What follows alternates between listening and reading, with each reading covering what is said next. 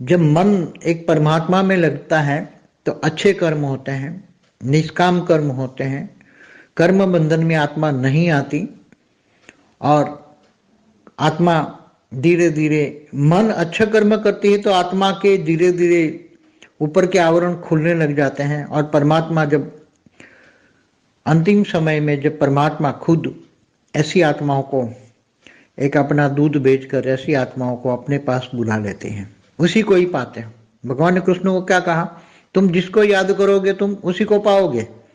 तुम पूरी जिंदगी मुझे याद किया, मेरी शरण में आ गए, मेरे में मन लगा दिया, निष्काम कर्म किए, अच्छे कर्म किए, क्योंकि परमात्मा की याद में कर्मयोगी जीवन बिताया, कर्म करते करते परमात्मा की याद में रहकर कर्म किया तो कोई भी पाप कर्म बनेगा ही नहीं, अच्छे कर्म बनेगा।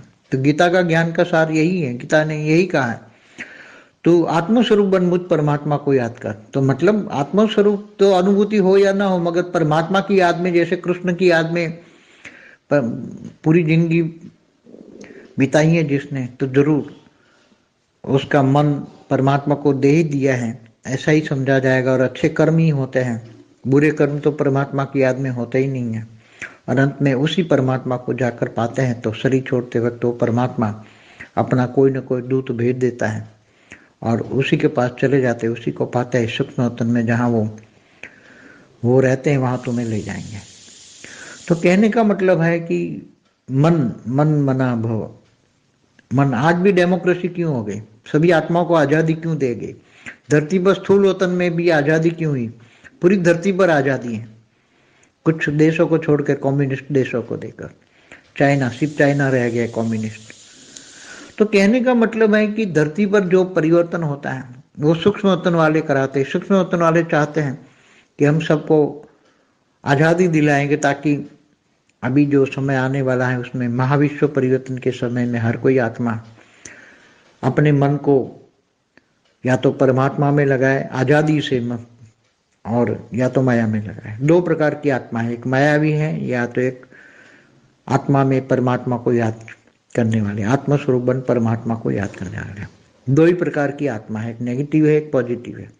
जो मायावी है वो नेगेटिव है और जो परमात्मा की याद में रहकर कर्म करते हैं, जिन्होंने परमात्मा को मन दे दिया है, वो पॉजिटिव है।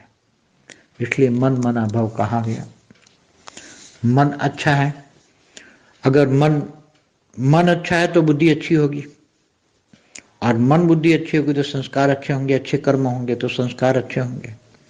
तो धीरे धीरे ओरा अच्छा बन जाएगा, ओरा अच्छा बन जाएगा तो धीरे धीरे सूक्ष्म शरीर चार्ज होगा, सूक्ष्म शरीर चार्ज होगा तो धीरे धीरे कारण शरीर चार्ज होगा, और कारण शरीर धीरे धीरे चार्ज होगा तो एक दिन ऊपर के आवरण, जब आत्मा शरीर छोड़ती है तो ऊपर के आवरण सूक्ष्म शरीर हट जाता है और उसके अंदर कारण शरीर के बदलाए महाकारण शरीर चार्ज हो जाता है। महाकारण शरीर इमर्ज हो जाता है।